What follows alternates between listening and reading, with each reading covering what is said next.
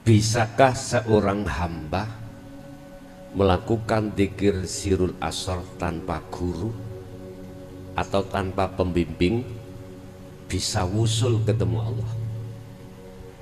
Jawaban saya mudah, bisa. Tapi dikatakan melakukan dzikir sirul asrar, dia harus sudah paham cara fungsi daripada sirul asrar. Otomatis jenengan tadi olehnya paham sebab mendengarkan keterangan. Tidak terasa jenengan menerima keterangan dan paham secara langsung atau tidak langsung. Allah yang wa'allama adamal asma', Allah yang memberikan kepahaman, Allah yang membimbing jenengan, bukan saya. Coba kalau tidak ada Allah dalam diri saya, bisa kalau dengan sendirinya untuk mengatakan sirul asrar? La haula wala quwata, sifat saya Pak, saya tidak punya daya upaya apapun, kekuatan untuk mengatakan sirul asrar. Semuanya itu datangnya illa billah.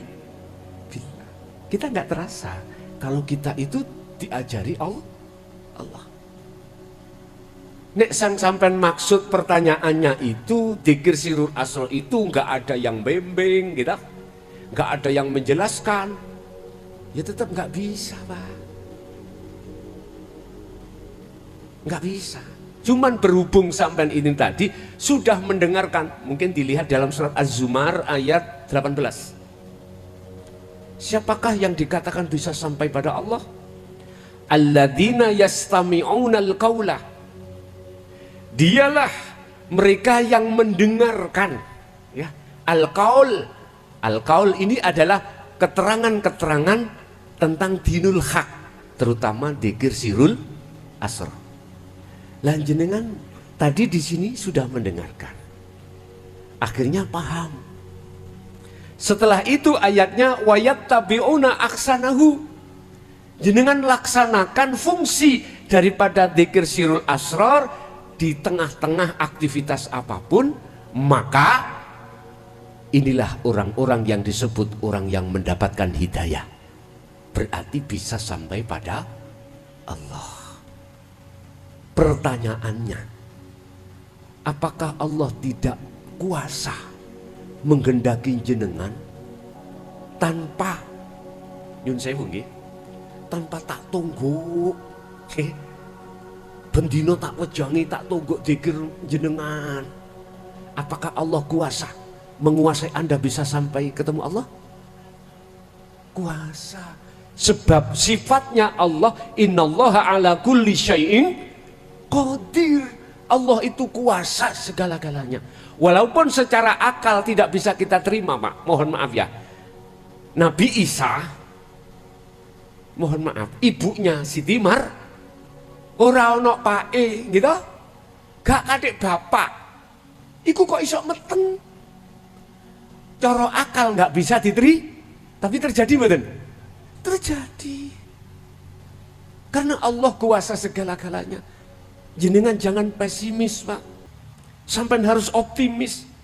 Jenengan tanpa terasa secara langsung atau tidak langsung, ini tadi sudah dibimbing. Kalau saya mengatakan yang bimbing jenengan langsung Allah, karena saya melihatnya Allahnya. Sesungguhnya saya mukhlasan la haula wala quwata, gak punya daya upaya apapun saya ini, tanpa ada Allah yang mengendalikan pada diri saya. Berarti jenengan ini yang bimbing langsung Gusti. Lah, bagaimana kita memandangnya, dari sisi mana? Kalau jenengan memandangnya dari sisi makhluk, berarti saya yang bimbing lah, gitu toh. Oke, itu pandangan beda. Jenengan dikatakan beda karena melihat makhluknya, tapi bagi saya nggak boleh mengakui saya yang bimbing, nggak boleh. Bagi saya sendiri, iman saya nggak boleh, yang membaiat saya nggak boleh, harus Allah. Semuanya Allah. Ini posisi saya Pak, posisi saya. Tapi bukan semata-mata jasmani iki Allah, bukan loh Pak ya. Mbon salah paham jenengan. Ini adalah majas. Jadi pertanyaan jenengan saya katakan benar Pak. Tanpa sang pembimbing tidak akan bisa sampai pada Allah. Itu yang disebut wasilah. Tetapi sadarlah atau enggak sadar jenengan tadi sudah langsung dibimbing Allah. Oke, matur suwun. Ada lagi, monggo Pak E. Ada. Bismillahirrahmanirrahim. Assalamualaikum warahmatullahi wabarakatuh. Waalaikumsalam warahmatullahi wabarakatuh. Terima kasih Gus. Di sini saya rombongan pengagum Gus Son dari Lampung Tengah, khususnya dari Seputih Banyak dan Seputih Raman. Ya, yang ingin kami tanyakan Gus di sini, mohon maaf dari penjelasan tadi yang intinya di Sirur Asror Gus. Dari penjelasan Gus tadi untuk percontohan itu hal-hal yang perbuatan yang sifatnya positif. Ini yang akan saya tanyakan kaitan arti Sirur Asror tadi, itu kan semua apapun aktivitas baik diri kita maupun di luar kita itu atas peran Allah. Kemudian saya kaitkan dengan kalimat la haula wala quwata illa billah yang artinya tidak ada daya upaya kecuali dari Allah.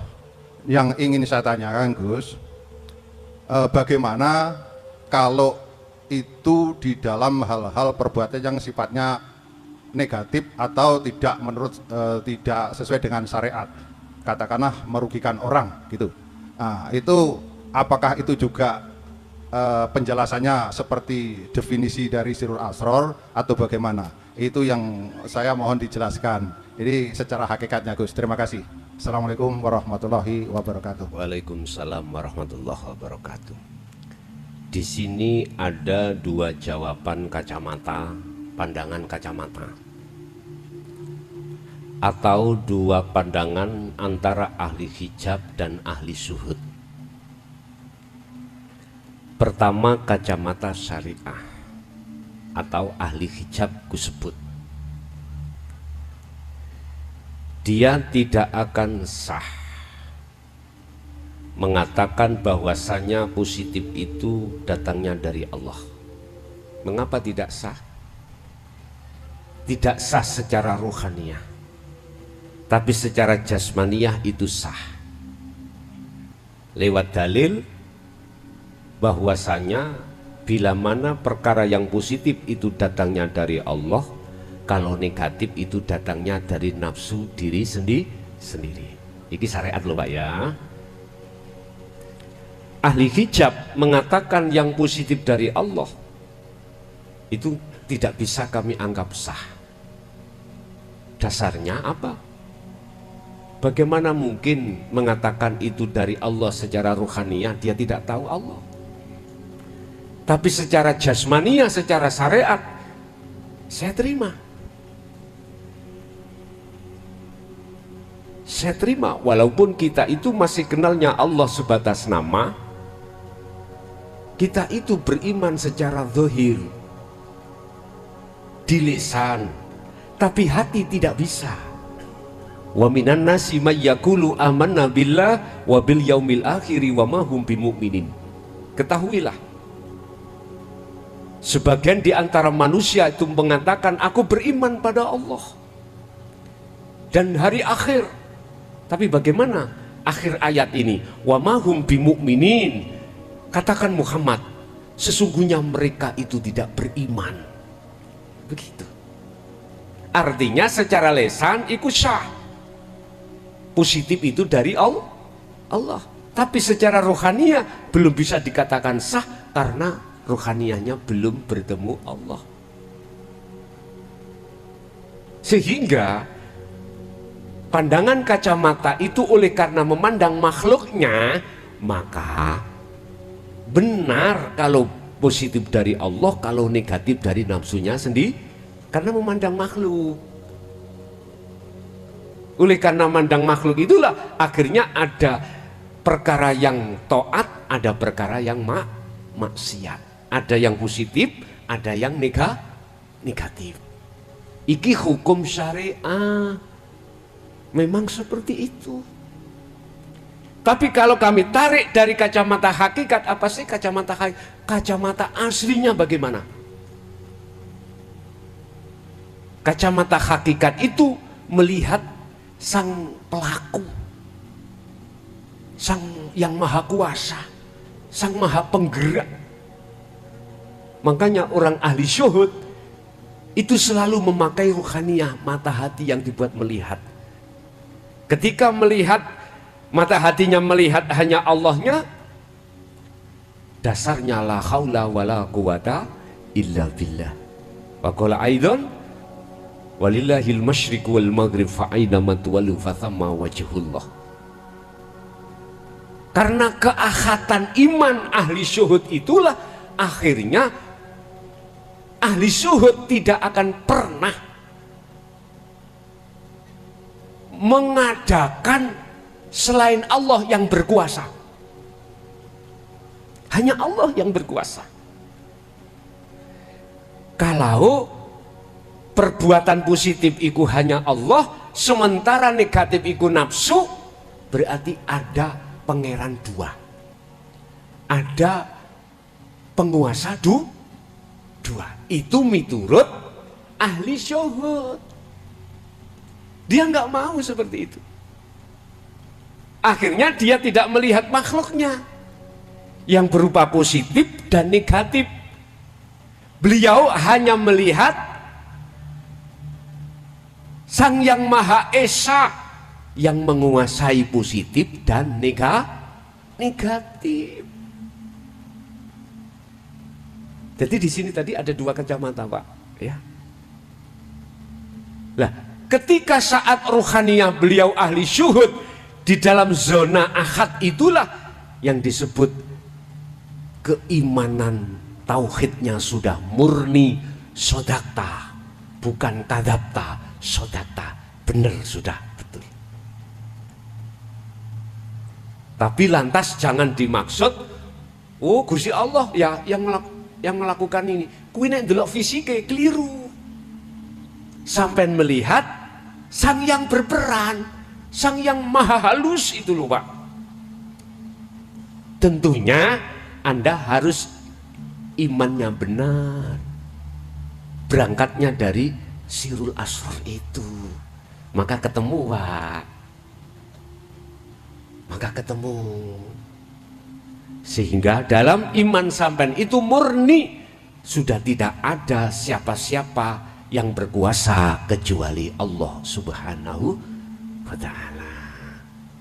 Yang namanya ahad, esa, itu nggak ada yang lain, Pak. Sama dengan susu tadi loh. Kalau saya menuduh beriman gurih itu datangnya dari susu, maka saya telah menyekutukan Allah dengan susu. Berarti susu itu mempunyai kekuasaan bisa mendatangkan rasa gurih. Akhirnya saya katakan, wujud Allah itu majasnya di susu. Kalau itu tadi wujud Allah majas di nafsu. Ingat ayat Allah katakan, jikalau aku menyesatkan satu hambaku, maka tidak ada satupun orang lain yang bisa menolong. Manakala aku memberikan petunjuk satu hambaku, maka tidak ada satupun yang bisa menyesatkan. Berarti kalau sudah posisi itu, nafsu yo gak ono, gak ada. Sing nolong cuman Allah, sing nyesat nih ya Gusti. Cuman pertanyaannya, mengapa Allah menyesatkan satu hamba dan memberikan petunjuk satu hamba? Jawabannya cuma satu.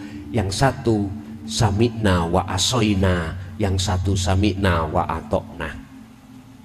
Sami'na wa asoina, ketika mendengarkan ajaran ini yang untuk membawa dirimu kembali kepada Allah, Anda tolak. Lah yang wa atokna, Anda yang mendengarkan lalu jenengan wayat tabiuna ahsanahu, melaksanakan ini.